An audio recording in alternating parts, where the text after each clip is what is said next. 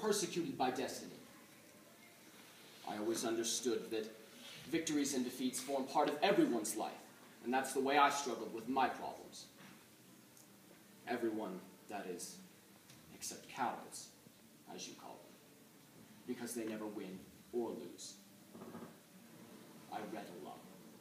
I was a regular churchgoer. I feared God and respected his commandments. I was a highly paid director of a huge firm, so I earned more than enough to support my wife, my daughters, and even my grandchildren. My weapons were made to help defend order. Or so I thought. Many people are critical of arms manufacturers, and you may think them to be the lowest of the low. Perhaps you're right. But the fact is that weapons have existed ever since the beginning. First, to kill animals, then to win power over others. And here's the first of them. A rock, generously donated by Mother Nature. Stone like this doubtless saved the life of a man. And that man, after countless generations, led to you and me being born.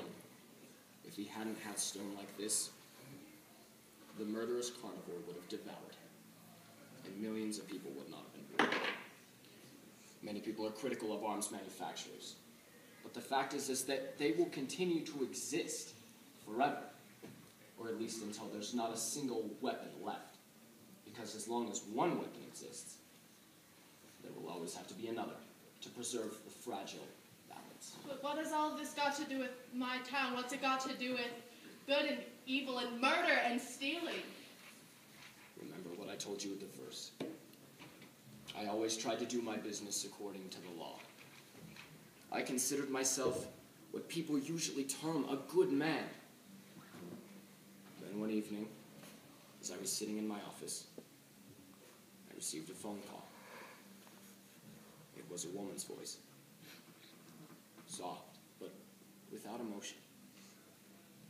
She said that her terrorist group had kidnapped my wife and daughters. They wanted a large quantity of what they knew I could give them. Weapons. They told me to keep quiet about it. They told me not to say anything and just follow their instructions. The woman stated that she would call again in half an hour in a phone booth by the train station. She said not to worry. She said my family was being well treated and would be free within hours. It wasn't even real theft. More like an illegal sale that would go completely unnoticed. So, myself, being the good citizen that I was, brought up to respect the law and feel protected by it, the first thing I did was to call the police. And 1 minute later, I was no longer the master of my own decisions. I was transformed into someone incapable of protecting my own family. My world was suddenly filled with anonymous voices, frantic phone calls. When I went to the phone booth, there were armies of technicians ready to trace exactly where the call was coming from. There were helicopters ready to take off, police cars ready to block traffic, armed men ready on full alert. And by the time they had found the hiding place,